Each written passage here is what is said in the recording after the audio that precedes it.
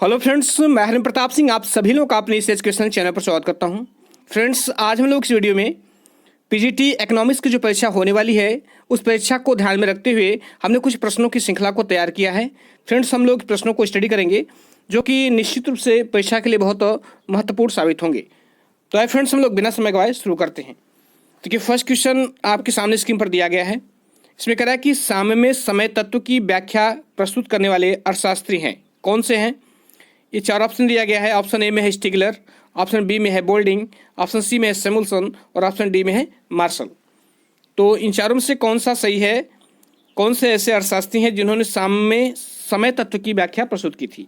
तो फ्रेंड्स, इसका आंसर है आंसर डी। मार्शल महोदय ने साम्यमेय समय तत्व की व्याख्या प्रस्तुत की थी। भाई सेकंड क्वेश्चन देखते हैं। नेक्स्ट क्वेश्चन है कि आगत निर्गत विश्लेषण के प्रतिपादन तथा विकास का श्रेय जाता है। आगत निर्गत विश्लेषण के प्रतिपादन तथा विकास का श्रेय जाता है। बहुत ही महत्वपूर्ण क्वेश्चन है और ये कई परीक्षाओं में पूछा गया है। पहला ऑप्शन है कि आरजेडी एलन को, दूसरा है एल कॉन्ट्रोविच को, सी है पी ए सैमुअल्सन को और डी है डब्ल्यू लेंटिव को। तो इसका राइट आंसर जो है ऑप्शन डी होगा।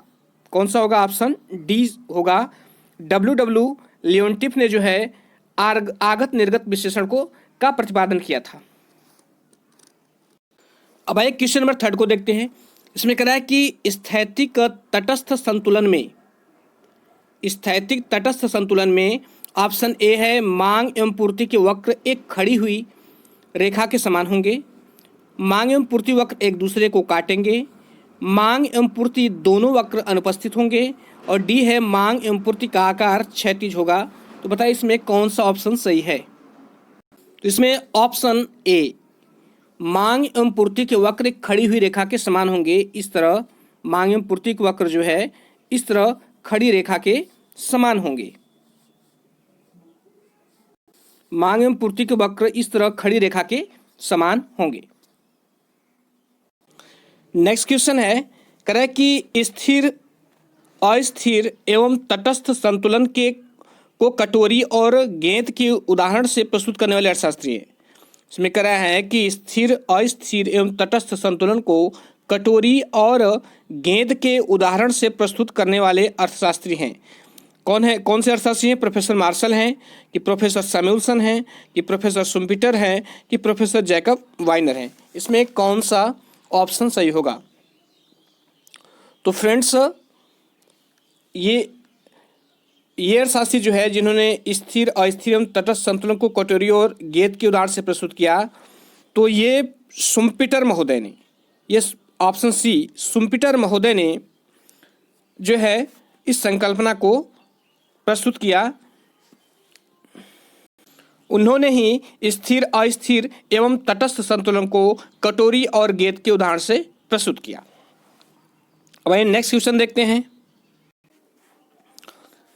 नेक्स्ट क्वेश्चन है, कह रहा है कि अल्पकालीन संतुलन में प्रत्येक फर्म द्वारा उत्पत्ति की उस मात्रा का उत्पादन किया जाएगा जहां उसकी सीमांत लागत MC तथा सीमांत आय MR दोनों बराबर हों।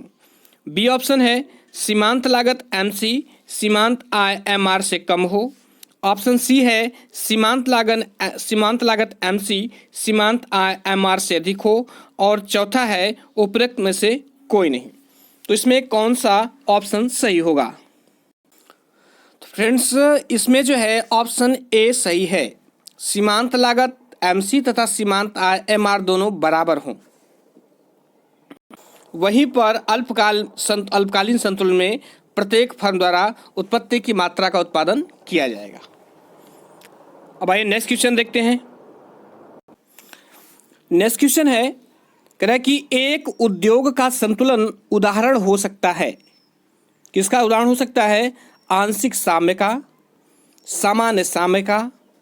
दोनों स्थितियां संभव हो सकती हैं, अर्थात आंशिक साम्य की और सामान्य साम्य की दोनों स्थितियां संभव हो सकती हैं, या डी दोनों स्थितियां असंभव हो सकती हैं। न तो आंशिक साम्य हो सकता है न तो सामान्य साम्य हो सकता है। तो इसमें कौन सा ऑप्शन सही होगा?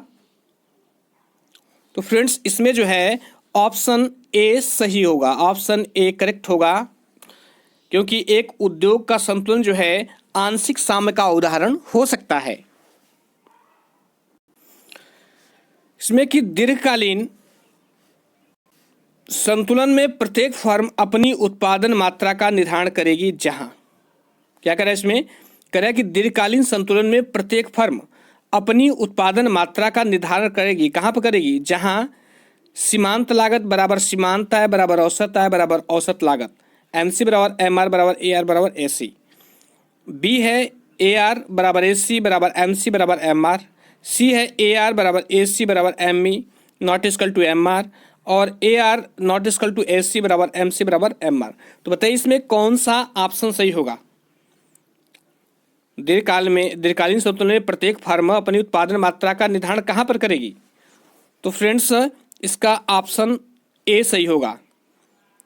सीमांत लागत, जहाँ पर सीमांत लागत बराबर सीमांत आय बराबर सीमांत लागत बराबर सीमांत आय बराबर औसत आय बराबर औसत लागत, MC बराबर MR बराबर AR बराबर AC होगा। जहाँ पर ये चारों जो है इक्वल होंगे, वहीं पर दीर्घकालीन संतुलन में प्रत्येक फर्म अपनी उत्पादन मात्रा का निर्धारण करेगी। नेक्स्ट क्वेश्चन है, इसमें कह रहा है कि कॉबबे प्रमेय निम्न अवस्था की व्याख्या कर सकती है। स्थिर संतुलन की व्याख्या कर सकती है, अस्थिर संतुलन की व्याख्या कर सकती है, तटस्थ संतुलन की व्याख्या कर सकती है, या तीनों अवस्थाओं की व्याख्या कर सकती है। तो काव्य प्रमेय निम्न अवस्थाओं में से किसकी व्याख्या कर सकती है। आंसर बताइए क्या होगा इसका।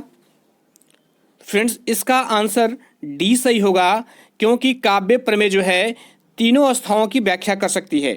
स्थिर संतुलन का भी कर सकती है, अस्थिर संतुलन का भी कर सकती है, और तटस्थ संतुलन तीनों का जो है वह व्याख्या कर सकती है। तो इसमें ऑप्शन डी सही होगा। नेक्स्ट क्वेश्चन है, कह रहा है कि वॉलरस मॉडल के लिए अन्य वस्तुओं का यथास्थिर होना एक आवश्यक दशा है, एक ऐच्छिक दशा है, एक संयोग है, या इनमें से कोई नहीं। कह रहा है कि वॉलरस मॉडल के लिए अन्य वस्तुओं का यथास्थिर होना यह एक आवश्यक दशा है, यह एक ऐच्छिक दशा है, एक संयोग है, या इनमें से कोई नहीं। तो इसका फ्रेंड्स इसका ऑप्शन जो है ऑप्शन ए सही होगा। इसमें जो है ऑप्शन ए सही होगा कि वॉलरस मॉडल के लिए अन्य वस्तुओं का यथास्थिर होना एक आवश्यक दशा है। अब भाई नेक्स्ट क्वेश्चन देखते हैं। नेक्स्ट क्वेश्चन है, कह रहा है कि स्थायी संतुलन में परिवर्तित किया गया चर, स्थायी संतुलन में परिवर्तित किया गया चर अपनी पूर्वावस्था से दूर हट जाता है, अपनी पूर्वावस्था में वापस लौट आता है।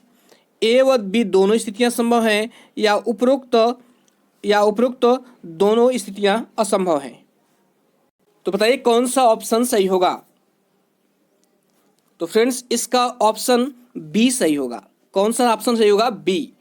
स्थायी संतुलन में परिवर्तित किया गया चर अपनी पूर्वावस्था में वापस लौट आता है। नेक्स्ट क्वेश्चन है, प्रोफेसर पीगू के अनुसार भारी पैंदी वाला पानी का जहाज उदाहरण है। किसका उदाहरण है, स्थिर साम्य का उदाहरण है, कि अस्थिर साम्य का उदाहरण है, कि उदासीन साम्य का उदाहरण है, कि इन सभी का। बताइए।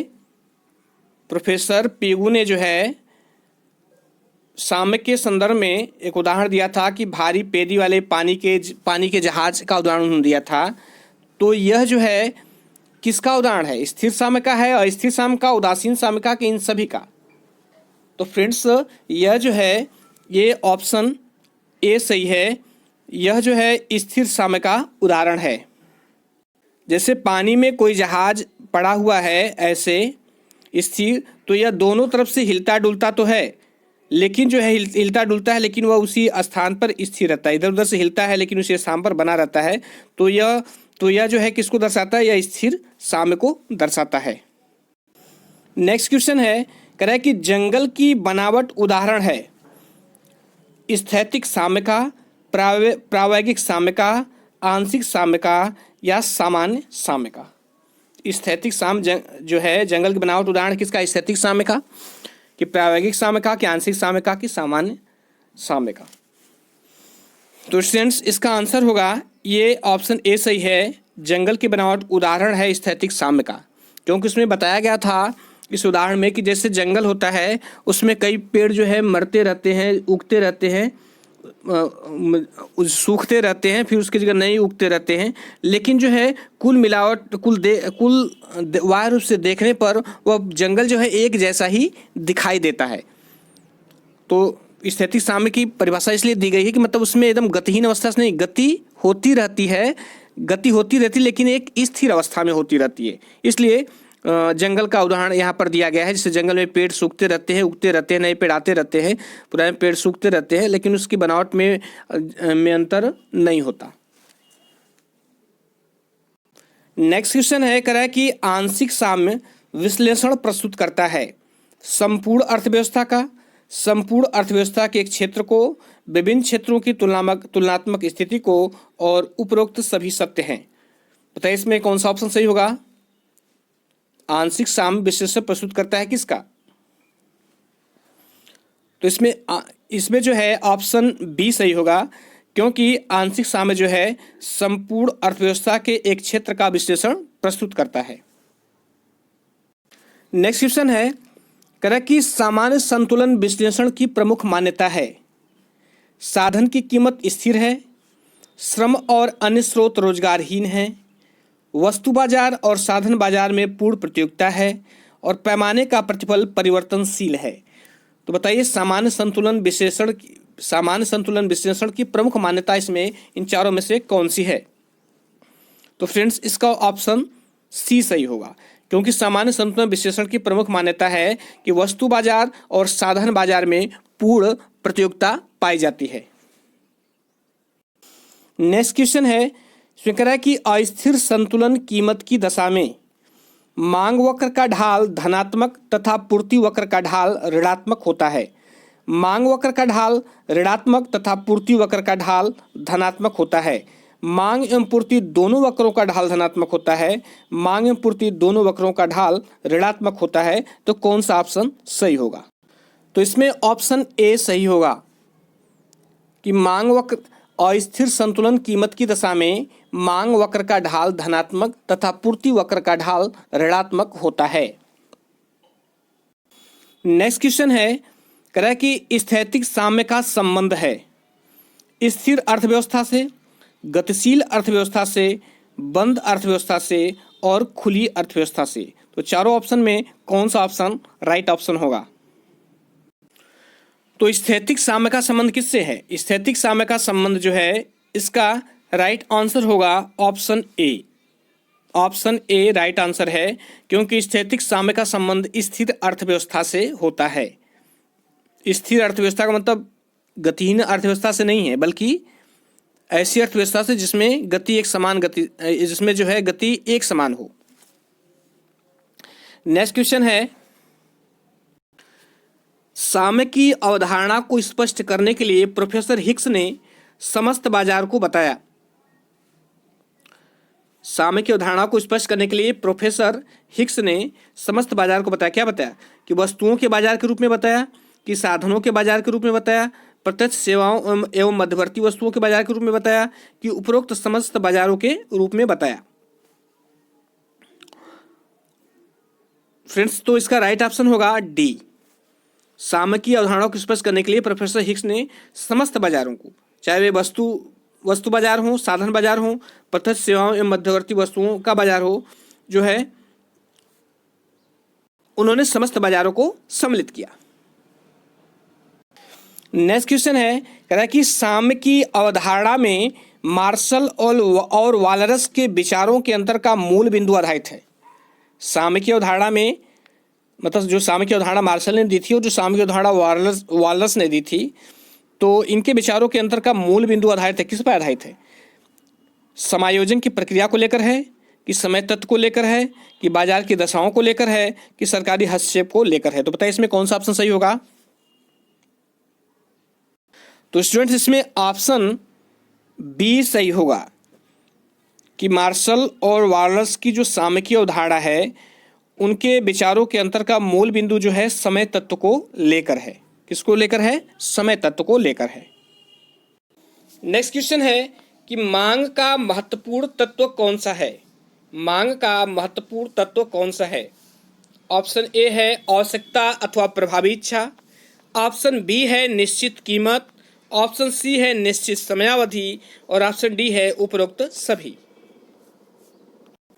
तो फ्रेंड्स, मांग के का महत्वपूर्ण तत्व में इसके आवश्यकता अथवा प्रभावी इच्छा ये भी है, ये भी सही है, निश्चित कीमत ये भी सही है, निश्चित समयावधि ये भी सही है। तो इसका मतलब ये तीनों सही हैं। तो इसमें राइट ऑप्शन क्या होगा, उपरोक्त सभी इसमें सम्मिलित है। मांग के महत्वपूर्ण तत्वों में जो है आवश्यकता अथवा प्रभावी इच्छा भी सम्मिलित है, निश्चित कीमत भी सम्मिलित है और निश्चित समयावधि भी सम्मिलित है। तो इसमें ऑप्शन डी राइट ऑप्शन होगा। नेक्स्ट क्वेश्चन है, कह रहा है कि मूल्य मांग से तात्पर्य उस वस्तु की मांगी जाने वाली उस मात्रा से है जिसे उपभोक्ता अन्य बातें समान रहने पर।